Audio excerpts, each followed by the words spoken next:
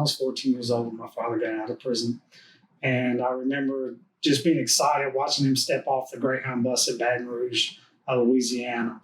And it's about 11 o'clock at night, so it was real late. We'd been waiting all day at the bus station for him. And when he stepped off the bus, I'm thinking in my mind as a 14-year-old little boy, life's going to be okay now. And within 2 weeks, my father was teaching me how to sew a ski mask out of a pair of socks and put a pistol in my hand and taught me how to do armed robberies.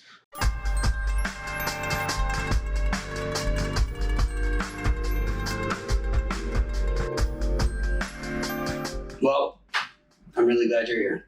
It's good to be here. It's been, when did I meet you? In 2016? 2012. Oh, yeah, you graduated in 2016. 2012. But I guess we didn't know that there was a connection or anything. Right, we already had a previous connection. Until, 2013 or something. Yeah. But I always thought it was interesting the day that I was at David's house, and I was like telling him all about the new students. I was like, yeah, there's just one guy, et cetera, et cetera. He was on Beto. And he was like, what's his name? I said, Terry. Terry what? Terry Solley. And I'm doing something, I'm reading. I'm not paying attention. He just goes silent. Yeah. And he said, babe, did you hear that? And Orlay's over there. Mm-hmm. And I said, he knows Terry Solley. She's like, oh my gosh, it's Terry. How is he? So then it was just totally different from then on. And he starts telling me stories and probably a bunch of lies. And yeah, probably. all kinds of history. And then he was like, he was the one that was going to hire you to do that, sprinkler job or irrigation. I want to say right when that happened, I had just lost my job. What year did you get locked up? That was 2005. Okay, so then that was just looking for a job. I was just looking for a job. That would have been my first job, yeah. Well, it's been a wild ride since then, almost, over 10 years. Yeah. 12 years. Long time. Yeah. Well, in all of the interviews that I do, my goal has always been to really showcase the role of education. Mm-hmm. What education is different for everybody. So like you and some of the other field ministers have a particular conception of what it means to be educated and understand the truth. Mm-hmm. But I usually just want to know, what was life like growing up? And you tell as many details as you want or not. And then what prison was like for you. And then the role of education. So with that, tell us the infamous story. For those of y'all who don't know me, my name is Terry Solley. I served a total of 28 and a half years in the Texas Department of Criminal Justice. But my journey to TDC started when I was a child. I was born to an alcoholic and drug addicted father. And he supported his drug habit by doing armed robberies. And it didn't take long till he was arrested and incarcerated in Louisiana. He went to Angola, and my mom found herself alone with 6 children, trying to support 6 children, which for a single mom was very impossible. So she moved a stepfather into the home, and I just became this angry little boy. I didn't want anybody trying to replace my dad because my dad was my hero. Yeah. I looked up to him. I wanted to be like him. And this stepdad tried to take his place. It didn't work out too good. My stepfather was one person at home and a different person at church. So I didn't want nothing to do with my stepdad or his religion.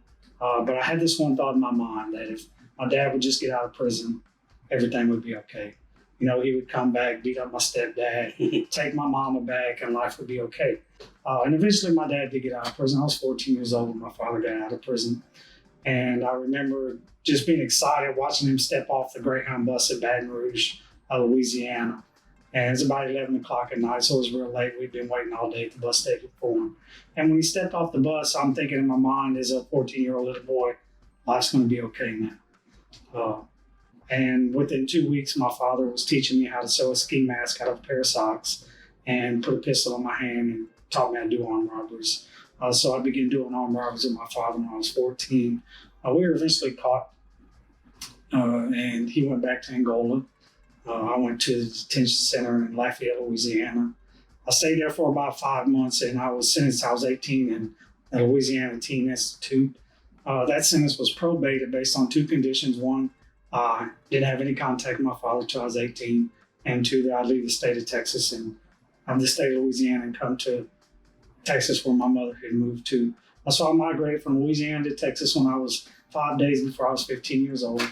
And within being on the streets of Houston, within 3 or 4 months, me and my brother were doing armed robberies all over Houston as teenagers. Of course, I would carry that pattern of behavior on until I was 17. I'd find myself in Harris County Jail, sentenced to 15 years in prison. This was during the 90s? During the 90s, so in 1993, the end of 93, I was arrested for multiple aggravated robberies. I ended up coming to TDC. I entered the prison system around beginning of 95 when I finally hit the prison system. Back then, the prison system was rough. It was violent. You know, like many guys do when they come to the prison system, I quickly joined the prison gang, and we know how that goes. I found myself in Ag Sig for a very long time as a confirmed gang member. But I had this thought in my mind, just like I thought if my dad would come home, that life would be okay. So I had this thought in my mind that all I had to do was get out of prison and life would be okay.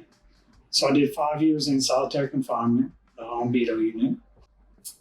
And then I was released from prison in January 3rd of 2005. And that's around the time I began working for the sprinkler system company, and then we were going to hire you, but you never showed up for a job interview. That's a whole nother story.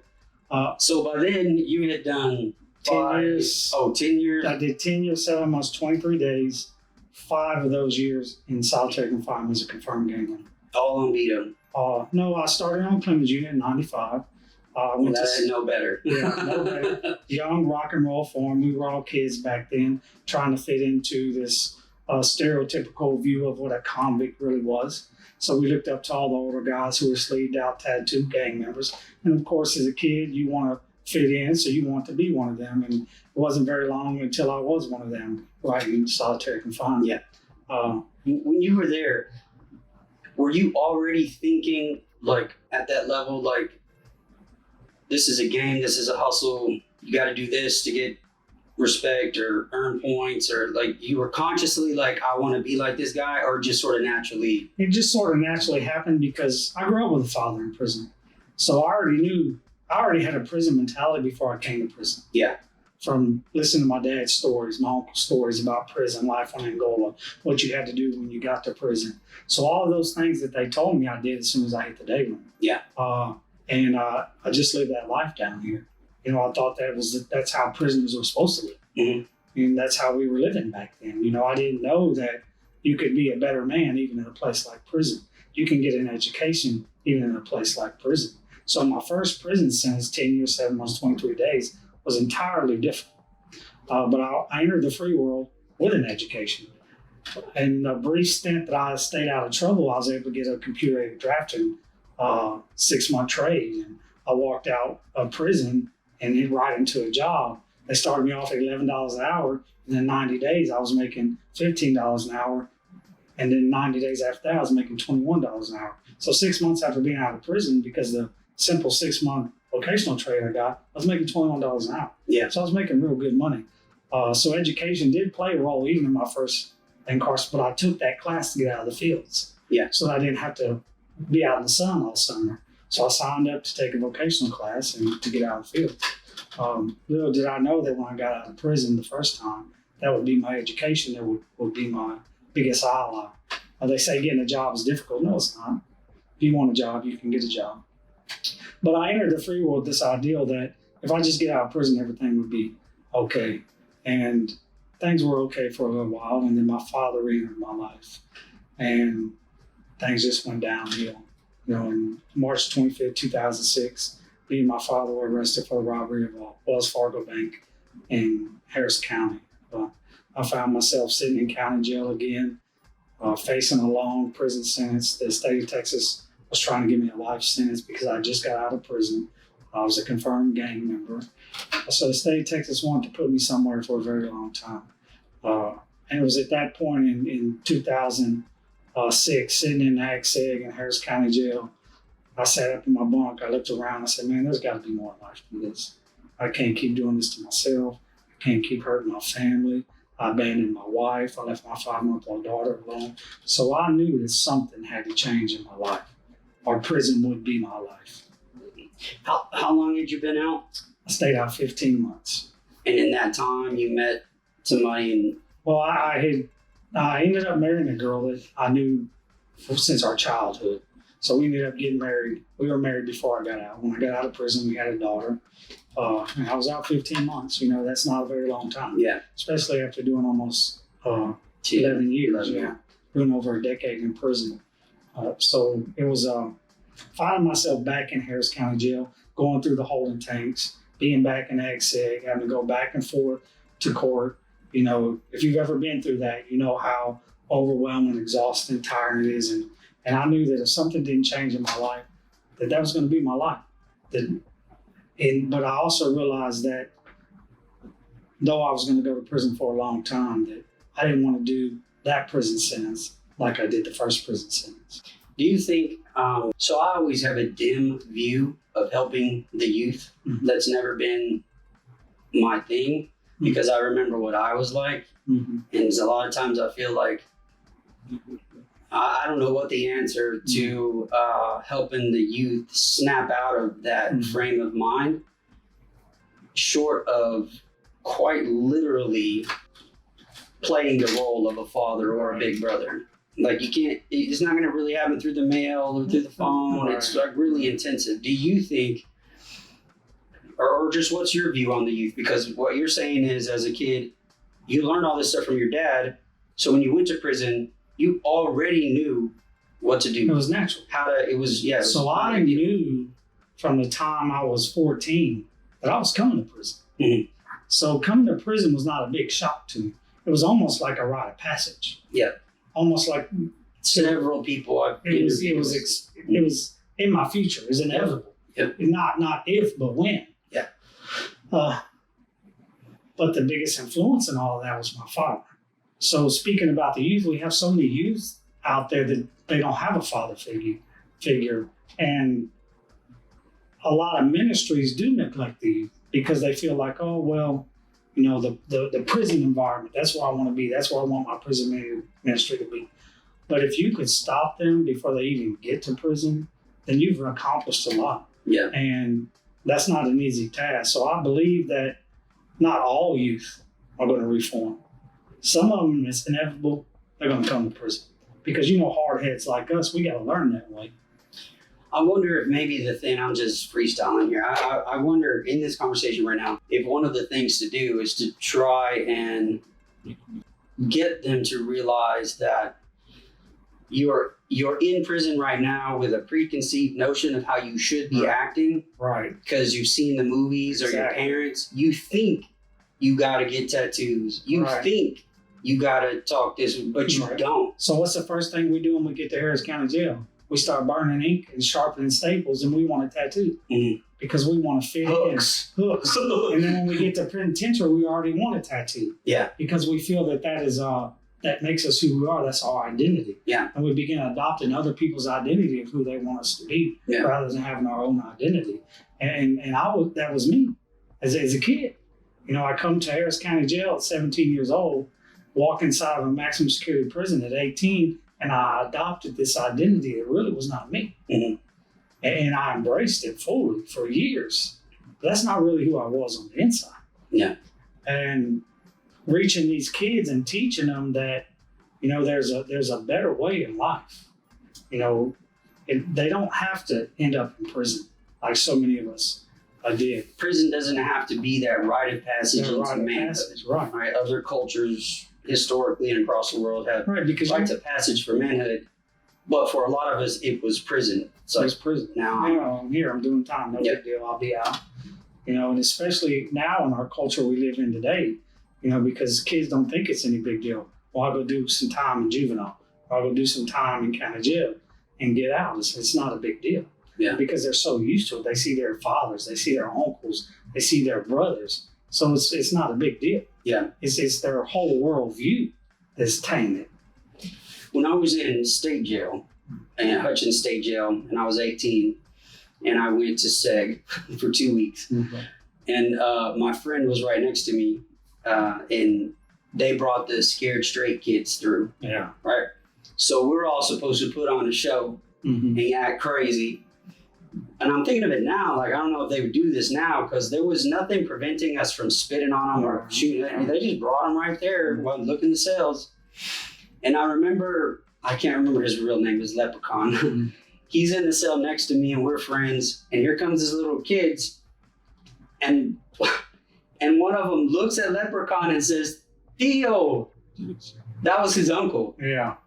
And so then he immediately was like, so tell so-and-so this, tell so-and-so. I said hi, but whatever those people intended to happen in that moment, it did not happen. Because that was his uncle. Yeah. And his uncle was like, screw these mother blah, blah, blah. And says that was probably one of the first realizations, like, if you're a kid and you grow up around this, it's scared straight. Yeah, so I was on Central for maybe a year and a half, from 97, beginning of 98, before I went to Beto. And they would bring those kids in there for scared straight. But you know what? You can't scare them kids straight. Look at guys like us. When I was a teenager, when I was that age, it didn't matter what you said. I was on a path, and nothing was going to divert me from that path, especially a brief encounter with someone trying to scare me. Yeah. Now, I have a different concept of that. You have to love somebody straight. You have to be willing to invest in their lives. You can't show up and visit these kids one day and expect something you say to dynamically change their lives. That may happen, but it doesn't happen that often. Yeah. You have to invest in these kids. You have to mentor them. You have to be like the big brother to them, or the father figure that they don't have. That's the only thing that is going to change their path that they're on in life. You got to show them there's a better way. There's a better way than what they grew up around. Better way than slinging dope on the corner or selling your sister out for dope or your girlfriend. There's better ways to live life than what we were accustomed to. And I think the drawback is that that's time intensive. Time intensive. You can't do that for 20 kids. Right, you can't. You can do that for a couple. Yeah. And the number of men willing to devote that time to children that are not theirs is really scarce. But it's our job. We've been there. Yeah. So we have been those little kids, especially the guys in prison right now. So many guys will be coming out. And we've been those little kids. So there's no one greater to reach or in a better position to reach these kids than us. Because we've been there. We understand. This is why I asked you if when you were young, you already had that sort of metacognition about this is a game, you got to play the game. I'm leading up to something here. So when I stabbed somebody and went to juvenile, and I stabbed him and I ran, and my homeboys all stayed back. They didn't come with me. And so I run and I end up in this wooded area, and I'm like yakking. I'm about to throw up because I realized what I just did, but my adrenaline's pumping. And two of the other guys catch up to me and they're bragging. And they're like, man, that was badass, da-da-da-da. And then they said, and so will never do that. You got him. In other words, like, I one-upped the guy in the neighborhood that everybody feared. He would never do what I just did. Right. And in that moment, I was like, this is a game. Yeah. I just got to do all this dirt, put in this work. And the more I do, the crazier it is. Mm-hmm. And but that's just what it was. It was a game. And I think for the kids who are thinking like that, like they're aware of the situation, maybe it would be easier to reach them to get them to say, you're very aware of what's going on here. You realize you don't have to do it. You just want to do it. Right. And the guys like you that would come in, the crazier their stories, the harder they seemed, the scarier they made prison. I was like, I just want to do it more. Right. Now I'm going to be a real G. If I got to do all this, is no big deal. Yeah. Yeah, and that's how we are when we're young like that. We're hard-headed. We think we have something to prove. It's like you said, you one-upped the other guy. Yeah. So what are you going to do next time? Yeah. The opportunity arises, you're going to keep one-upping. Yeah. Because you're going to be the one people are looking up to. You're going to be the one people are talking about, the one people are bragging about, and that feeds our ego. And we just want to do it more. It's like me with armed robbers. All of my friends knew what we were doing. My brothers knew. They would always tell me, man, you're crazy. I can't believe you did that. So what do I do next time? I do something even more tripped out. Yeah. And that's how it is, when we're young and we're stupid. So knowing all that we just talked about, what was it like then the second time you had a change of heart or change of mind? So my whole perception of myself changed the second time. Because like you said, we do all these things in life, but we try to one up the next man, the next criminal. We have this whole ideology that we live by. And when I found myself in Harris County Jail, broken, realizing I'm going to be in prison for a very long time, realizing I abandoned my wife, my daughter, my whole worldview, my whole ideology was challenged. My whole view of myself was challenged. And it took me a long time to come to terms with that, to realize that this image of who I thought I was in my head, that's not who I was. And I kept trying to live up to this image. But when that image was shattered, when I found myself in Harris County Jail again, I realized something that had to change. For me, that was placing my faith and trust in Jesus Christ as my Lord, and then beginning to live my life by the ethic principles in the Bible, by the conviction of the Holy Spirit in me. So for me, that is what kind of set my path in prison the second time. But I still had the old life I lived in prison behind me. Yeah. It was there. So when I came back to prison, I was still a confirmed gang member. Still had to go to Ag Sig. I ended up having to go through the grad program in 2009. Graduated December 8, 2009 from the grad program, was released back into general population. By that time, my daughter was 4.5 years old. So the grad program, for anybody that is so anybody in the Texas prison system who's a confirmed security threat group member has to go through a 9-month program called GRAD. And it's gang renunciation and disassociation. They teach you anger management, cognitive intervention, life skills, and they try to prepare you for general population, try to get you to think differently. They teach the Franklin reality model. When we make our decisions, will this meet my needs over time? And ironically, sitting in that cognitive intervention class, that was one of the first times in my life I ever looked at my decisions and realized that we can even question our decisions to make better decisions. Because, man, I've made some dumb decisions. But just the cognitive ability to think about that decision and say, hold on, is this really going to meet my needs over time? And then to look down your life long term and say yes or no. That was revolutionary for me. And that's when I began to apply that. As simple as it may sound, it really, really helped me. Because I was coming out of SEG after doing another 3.5, almost 4 years in SEG, coming into general population. And I had not been in general population since 1999. So this is 2009. And if you've been in the prison system, between 99 and 2009, the prison system changed drastically. So I wasn't walking back into the same prison system. So I could not walk back in the same prison system with the same mentality I had in 1999, or I would go right back to SEG. What were some of those environmental factors? I know it was PREA. So PREA really changed the prison system, security cameras. And then I think that the inmate locking up gang members. But I think that even the prison population, the men who were around in the 90s and as violent as the prison system was in the 90s, we grew up. We begin to think differently. We begin to see how much our actions was costing us and our loved ones.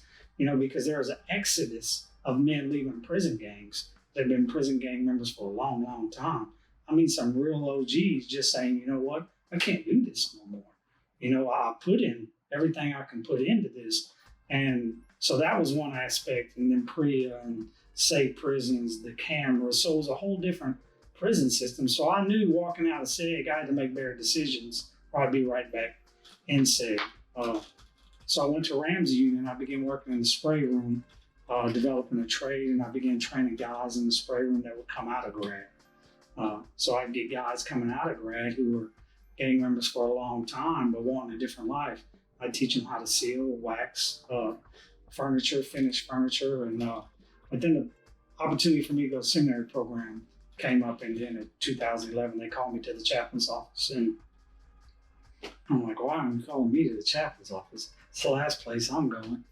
So they called me down to the chaplain's office, and I watched this little clip about this new seminary program they started. And I was sitting there watching it. It was on Darrington Unit. As I'm watching this little clip, something inside of me says, man, That's it right there. That's what you've been looking for. So I filled out the application, and Was that Dr. Phillips? Dr. Phillips had his little spiel, and it wasn't just him. It was seeing the opportunity to help other men become better men. Yeah. Because as a gang member and a leader of a prison gang in Texas, I took some men down the wrong path. There's men who didn't go home for a long time because of decisions I made. And I took these men down the wrong path, and I led so many men astray that I wanted to do something right for other men. I wanted to lead them down a different path. I wanted to help them become better husbands, better fathers, better citizens. But I was kind of still jacked up myself. Yeah. I had a lot of mess going on inside of me, coming out of that gang life, having this long prison sentence to do. So I was just trying to get my feet under me at the same time. So I signed up for the seminary program, and not thinking I would be accepted. And sure enough, I was accepted. Yeah. Well, that was a crazy time because I'm on the other end. You're on the other end. You're the administrative assistant at Southwestern Baptist Theological Seminary, Darrington campus. And we had, the first year, we had over 700 applications, and I went through all of them. Yeah. I sat in the library and poured through all of them. Well, Phillips went through some of them also, but between the two of us, we went over. I remember people like Michael Allen. I remember in particular, sitting in the library reading Michael Allen's. And so the process we had at that point wasn't as refined as it became. So that's how I slipped through the cracks. That's how you slipped through the cracks, yeah. I was wondering, how did you choose me? Yeah. And then after that, it became much more stringent. Yeah. But it was good. I didn't stick around long enough to see the fruits of, class of 2018, 19, 20. All I can say is 2015, 16, 17. And I always say that probably 85% of y'all were good dudes. Yeah. There's a few that skated through or, didn't have good intentions, but most of y'all were. Yeah. So it was an experience. So my family didn't want me to go to Darrington because my father was there. No, he was at Darrington when you got there. When I got there. So they thought that I was staying out of trouble. I was finally doing good in my life. And if I was going to Darrington, my dad would be there. We'd end up hooking back up, getting into more trouble, which we usually did. When him and I were together, we got in trouble. Yeah. That's just how things happen. But I ended up going to Darrington anyway. And my dad found out I was there, and I sent him a message. I said, hey, if you want to talk to me, I'll meet you in church. So I show up Sunday, and I'm mad at him now because I asked myself this question. I said, if a father loved his son, why would he put a gun in his hand at 14 years old and set him down this path that leads to prison? So I had a hard time accepting this ideal that my dad put a pistol in my hand when I was 14 because now I was a father. So I was rethinking the situation that happened when I was 14 years old. As a 14-year-old child, it seemed wonderful. My dad chose me to help him to be his partner. He was teaching me what he knew how to do. But now as a father, as a grown man, I'm looking at that entirely different. And I'm asking myself, how can a father who loves his son put a pistol in his hand at 14 years old? When he's been to prison, he knows where that life leads. So he was setting me on a path that he knew was going to be hard. He knew it was going to be difficult. So now I was angry. I had all this anger inside, and I had all of these things I was going to tell him because I felt he destroyed my life. I felt he destroyed my wife's, my daughter's life. So I was going to let him have it in the middle of church, in the middle of everybody. And I was looking back, watching for him, and he walked in the door. And I remember seeing him wearing white clothes and a green army jacket. When I saw him, my whole perception of him changed because I wasn't looking at the hero of my youth or the man who destroyed my family. I was looking at a man who was broken, who's in need of God's love, mercy, and grace, just like I was a man who abandoned his family, just like I did. And for the first time in my life, even in prison, me and my dad began having a father-son relationship. We talked, we worked some things out, and outside ski mask and pistols and drugs, for the first time in our life, we had a father-son relationship. And he noticed that something was different about me, and I was able to share my story with him, share my faith with him. And he accepted Jesus Christ as a Lord and Savior too, about about 90 days before he passed away with stage 4 lung cancer. But it took us both coming to prison. It took us both being in that position for us both to begin to get our lives right and our lives to begin taking on the right trajectory. So he found out about the lung cancer. I mean, I remember something about that, but he didn't know. So my dad looked perfectly healthy. You would look at him, you wouldn't think anything was wrong with him. And we were going to spend the first Father's Day together. I never spent a Father's Day with my dad that I can remember. And I was going to meet him at church that Sunday morning for Father's Day. And I got there and he didn't show up. And I'm asking everybody, hey, have you seen my dad? Well, nobody knew where he was. So when I left church, I saw one of his friends in the hallway named Cowboy. And I said, hey, Cowboy, where's my dad? And he kind of looked at me. And, when people give you that look, something's wrong. And he said, you hadn't heard? I said, no. He said he collapsed yesterday and they had to lifeline him. And then when he got to the hospital about 2 weeks later, I got a JPay from my mom telling me that he had stage 4 terminal lung cancer. But me and my dad were able to talk on the phone. He ended up being in hospice on Michael's, and about a week before he died, him and I were able to talk. The chaplains arranged a phone call. And my dad told me that he loved me and he was proud of me only when I was doing robberies with him. When I would beat up somebody in the neighborhood or do a robbery with him, he'd be like, oh, I'm proud of you. You my boy, you my son. So I tried to do all the craziest things in life I could do to get that love and acceptance from him. But in this last conversation me and my father ever had, he said, son, I love you. I'm proud of you. He said, people like me in this prison need people like you. So don't stop doing what you're doing. And he died about 5-7 days later. So me and my father's relationship was reconciled. And then I graduated from 2016 from the seminary as a field minister.